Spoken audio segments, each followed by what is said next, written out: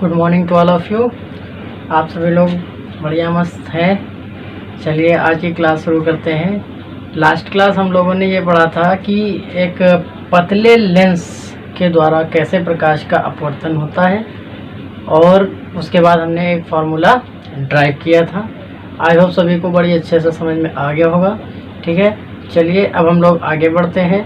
आज हम ये देखेंगे कि एक पतले लेंस का जो फोकस होता है वो किन किन चीज़ों पे निर्भर करता है। लास्ट क्लास में जो हम लोगों ने फार्मूला डिराइव किया था फोकस के लिए, वो ये आया था कि फोकस आपने देखा था, वहाँ एक रिलेशन आया था कि 1/f is equals to n-1 bracket 1/r1 minus 1/r2।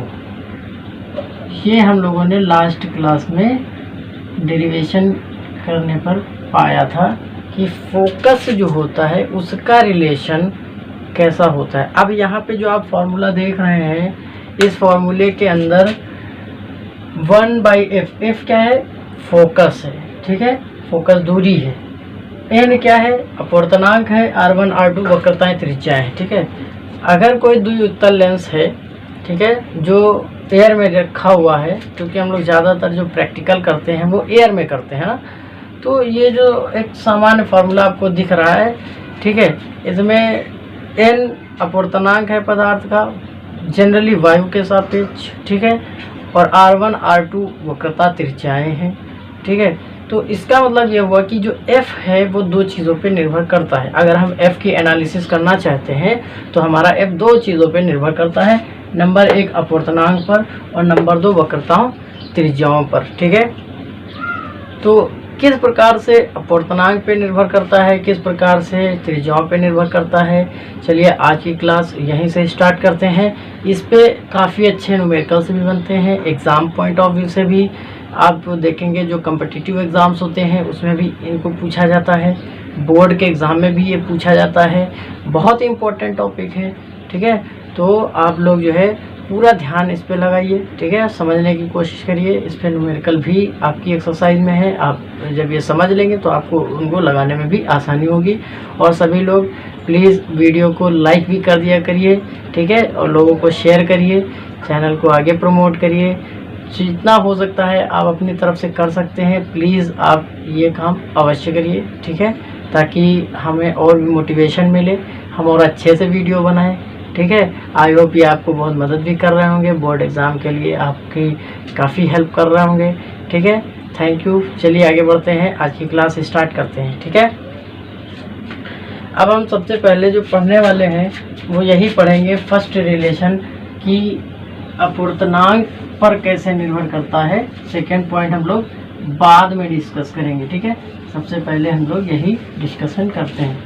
अब ये अपवर्तनांक पर निर्भरता का मतलब ये होता है, ठीक है, कि हमें पता है कि जो भी अपवर्तनांक हमें दिए जाते हैं वो वायु के सापेक्ष होते हैं। जैसे फॉर एग्जांपल हमको कहा ग्लास का अपवर्तनांक, तो जो ग्लास का अपवर्तनांक होता है कांच का अपवर्तनांक। ठीक है, कांच का अपवर्तनांक। ठीक, तो ये ऐसे करके लिख दिया जाता है Ng। ए अंडरस्टूड होता है क्योंकि ये एयर के सापेक्ष होता है। ठीक है, तो ऐसे अपवर्तनांक को हम जो है निरपेक्ष बोलते हैं। क्या बोलते हैं? निरपेक्ष। ठीक है, निरपेक्ष अपवर्तनांक। ऐसे आपको कोई माध्यम दूसरा है, कांच के बजाय कोई तरल पदार्थ है। ठीक है, तरल है, तरल का अपवर्तनांक यदि आपको दिया हुआ है, ठीक, तो तरल का जो अपवर्तनांक होता है, लिक्विड होता है तरल NL, वो भी एयर के रिस्पेक्ट में होता है। ये भी क्या है? निरपेक्ष अपवर्तनांक है। लेकिन जब आपसे ये कह दे कि आप अपवर्तनांक गिलास का निकालिए किसी माध्यम के सापेक्ष, है ना, मतलब ये हुआ कि कांच का अपवर्तनांक द्रव के सापेक्ष। ठीक है, तो उस केस में आपका जो ग्लास का अपूर्णांक है अब किसके सापेक्ष है, द्रव के सापेक्ष है। तो ये जो है अब चेंज हो जाएगा, आप ग्लास का अपूर्णांक निकाल रहे हैं और द्रव के सापेक्ष निकाल रहे हैं, तो एयर वाले आपको अपूर्णांक लेने पड़ेंगे। ये एक रिलेशन होता है, पिछले चैप्टर में भी मैंने इसको कराया था, इस पे कई मैं कल भी करा चुके हैं, ठीक है, और ये आपको आना चाहिए, ठीक। तो अब जब यहाँ से हमको ये चीज़ मिली, ठीक, अब यहाँ क्या क्या हो सकता है। अब यहाँ पे LNG का जो मान है, जब आप किसी माध्यम के सापेक्ष, मान लीजिए अब आप अपने लेंस को किसी माध्यम के अंदर ले जाना चाहते हैं, वायु के अलावा किसी पारदर्शी तरल के अंदर तुमने लेंस को डुबो दिया, तो डुबो देंगे तो उसकी जो वक्रता, वो जो फोकस दूरी है वो परिवर्तित हो जाएगी। तो फोकस दूरी जब परिवर्तित होगी तो यहाँ पे कुछ सिचुएशन बन सकती हैं। हो सकता है LNG का जो मान है वो आपका 1 से छोटा आ जाए, हो सकता है 1 से बड़ा आ जाए, हो सकता है 1 के बराबर आ जाए। तो यहाँ 3 अलग अलग सिचुएशन बनने वाली हैं, ठीक है, कि LNG के मान पे ही निर्भर करेगा, क्योंकि ये अपूर्णांक है किसी माध्यम के सापेक्ष, और इस पे निर्भर करता है फोकस दूरी। अगर LNG जो है आपका, जो माध्यम के सापेक्ष ग्लास का अपूर्णांक है, उसका मान 1 से बड़ा आता है तो फोकस दूरी कम होती जाएगी। यदि इसका मान 1 से छोटा आता है तो फोकस दूरी बढ़ती चली जाएगी, और यदि इसका मान 1 हो जाता है तो उस केस में क्या होगा कि आपका जो लेंस है वो एक दर्पण की तरह काम, एक समतल पारदर्शी माध्यम की तरह काम करने वाला है, ठीक है।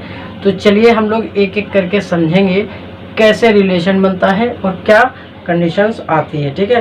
तो हम ये मान लेते हैं कि जो लिक्विड है जिसमें तुम डालने जा रहे हो उसका अपूर्णांक, जो ग्लास है जिस माध्यम का लेंस बना है उसका अपूर्णांक क्या है, कम है, ठीक है।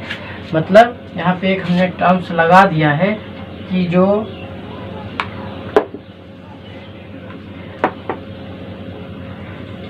लिक्विड का, ये डायरेक्ट हम एयर के सापेक्ष तुलना कर लेते हैं, ठीक है। पहले इसका जो अपूर्णांक है वो लेंस के अपूर्णांक से कम है, ठीक है, क्योंकि ये थोड़ा एक अलग चीज़ है। अगर यहाँ पे ये गड़बड़ होगा तो मैटर अलग है, ठीक है। तो यहाँ हमें स्पेसिफाई करना पड़ेगा कि जो हमारा अपूर्णांक इसका है, ठीक है, वो क्या है, कम है, ठीक है। ये जो मीडियम का आने वाला है, ठीक है, इसका ही लेते हैं, एयर से नहीं।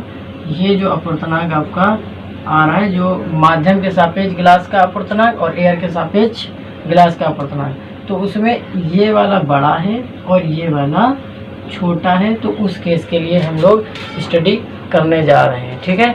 तो चलिए देखते हैं। हमारे पास अगर हम फॉर्मूला लिखें तो यदि एयर के सापेक्ष लिखा जाए तो एयर के सापेक्ष लिखेंगे तो 1 एयर के लिए मान लीजिए ए शक्ति यूज़ कर लेते हैं, 1/FA। तो यहाँ क्या आ जाएगा, एन की जगह आपको क्या आ जाएगा, आपको आ जाएगा ANG-1, ठीक है। ब्रैकेट लगेगा 1/R1 - 1/R2 आ जाएगा, ठीक है। अब यदि हम निकालना चाहते हैं लिक्विड के अंदर, ठीक है, तो F लिक्विड, तो क्या हो जाएगा, यहाँ पे जो ANG था अब क्या आ जाएगा आपका LNG-1, ठीक है, और ब्रैकेट 1/R1 - 1/R2 आ जाएगा, ठीक है। अब इन समीकरण को हम भाग दे दें तो ये वाला टर्म और ये वाला टर्म क्या हो जाएगा, गायब हो जाएगा। तो यहाँ से जो हमारा पद बचा वो क्या बचा, FL/FA EG ये ऊपर चला जाएगा, ये नीचे आ जाएगा, ठीक है। ANG-1 अपॉन LNG-1, तो ये संबंध हमें यहाँ पे आपको प्राप्त हो जाता है, ठीक है। तो इस प्रकार से जो है एक रिलेशन हमारा आ गया। अब यहाँ पे यदि आप ये मान लेते हैं कि ये जो मान हमारा आया हुआ है, ये वाला मान जो है ये क्या है, 1 से बड़ा है। यदि ये क्या है, 1 से बड़ा है, इज़ ग्रेटर देन 1। अगर ये 1 से, ये जो भी है हल होके आएगा, ये यदि 1 से बड़ा है तो उस केस में आपका जो एल है वो क्या हो जाएगा, ग्रेटर देन एफ ए हो जाएगा।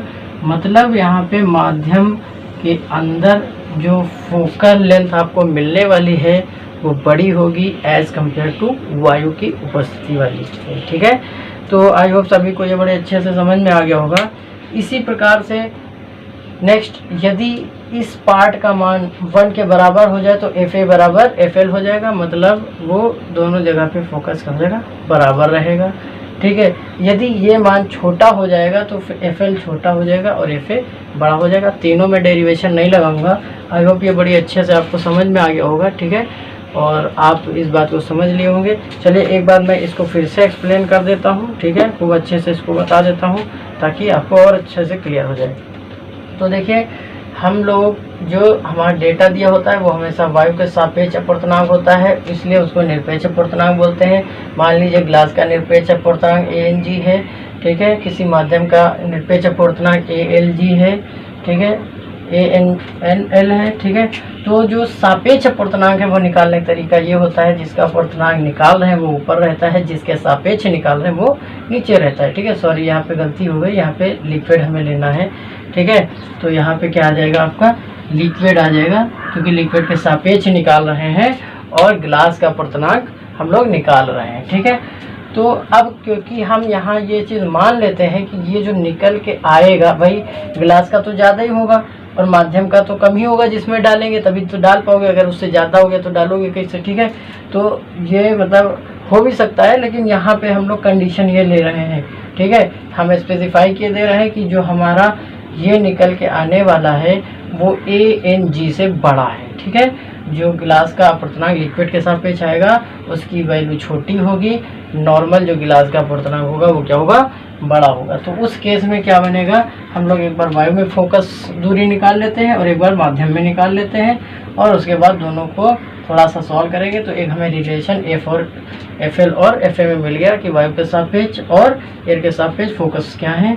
अब यहाँ पे एक टर्म आता है, यदि ये टर्म जो है 1 से बड़ा है, ठीक है, ये टर्म 1 से बड़ा है तो इसका मतलब ये, क्योंकि यही तो फोकस है ना, ये अगर 1 से बड़ा है तो रिलेशन ये कह रहा है कि लिक्विड के अंदर फोकस दूरी बढ़ जाएगी। यदि ये 1 के बराबर है तो यहाँ पे ये मतलब हुआ कि FL का मान FA के बराबर रहेगा, कोई परिवर्तन नहीं आने वाला। यदि ये वाला पद जो है 1 से छोटा हो जाता है तो FL की वैल्यू FA से क्या हो जाएगी, छोटी हो जाएगी। उस समय जो है FL जो है वो मान कम हो जाएगा। ठीक है, तो आई होप सभी को ये समझ में आ गया होगा। इस पे काफ़ी न्यूमेरिकल्स हैं। ठीक है, तो ध्यान से लगाइएगा। ठीक, अब हम लोग आगे बढ़ते हैं, दूसरी तरफ चलते हैं कि वक्रता त्रिज्या के साथ इसका क्या रिलेशन होता है। ठीक है, ज़रा उसको भी हम लोग देखते हैं। अब देखिए, आपके पास जो भी रिलेशन हमने पढ़ा था 1/f = n-1/r1 -1/r2। ठीक है, तो इसका मतलब यहाँ तो फोकस जो है वो R1 R2 पे निर्भर करता है। ठीक है, तो चलिए अब हम लेते हैं कि अगर उत्तल लेंस है, तो ऐसा 2 उत्तल लेंस लेते हैं जिसकी एक त्रिज्या R1 है और दूसरी साइड की त्रिज्या क्या है, R2 है। ठीक है, तो रिलेशन जो आएगा 1/f = n-1, ठीक है, ब्रैकेट 1/r1 -1/r2। ठीक, ये तो संबंध हम लोगों ने पढ़ा है। ठीक है, अब जब आप 2 उत्तल लेंस लेते हैं तो उसकी जो एक त्रिज्या होती है, ठीक है, ये मान लीजिए एक हमने उत्तल लेंस ले लिया, तो इस वाले पृष्ठ की, प्रथम पृष्ठ की जो त्रिज्या R1 है ये हमें पोल के आगे साइड पे मिलने वाली है। इसका मतलब ये कैसी होगी, इसका साइन अगर रखेंगे, मान जब रखेंगे तो प्लस आएगा, और जब हम इस वाले पृष्ठ की, इस वाले पोल की जो वक्र पृष्ठ है इसकी त्रिज्या की बात करेंगे तो ये पोल के क्या मिलेगा, इस साइड पे मिल जाएगा, पहले मिलेगा, और जब पहले मिलेगा तो फिर ये क्या हो जाएगा, माइनस हो जाएगा। ठीक है, तो ये माइनस क्या हो जाएगा, प्लस आ जाएगा। तो इस समय इसका जो f आने वाला है वो n-1, ठीक है, और ये प्लस हाई है। ठीक है, और ये माइनस माइनस क्या हो जाएगा, प्लस हो जाएगा। तो इसका मतलब ये हुआ कि जब आप उत्तल लेंस लेते हैं तो ये भी धनात्मक, ये भी धनात्मक, और n हमेशा n/वायु का ही 1 होता है, किसी माध्यम का 1 से बड़ा ही होता है। तो 1 से बड़े में से अगर 1 घटाएंगे तो पॉजिटिव नंबर ही रहेगा। तो यहाँ से हमें क्या मान मिलने वाला, धनात्मक। ठीक है, तो यहाँ से स्पष्ट होता है, तो स्पष्ट है कि उत्तल लेंस की फोकस दूरी हमेशा क्या होती है, पॉजिटिव होती है, धनात्मक होती है। यहाँ से ये बात स्पष्ट होती है, ठीक है।